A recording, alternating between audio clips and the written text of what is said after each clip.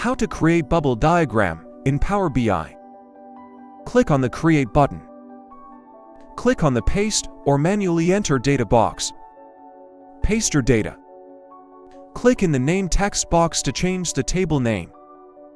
Click on the Auto Create Report drop-down button and click on Create a blank report. Click on 3 dots, then select Get More Visuals. Search for Bubble Diagram by VisioChart. Click on Bubble Diagram. Click on Bubble Diagram icon to add in report.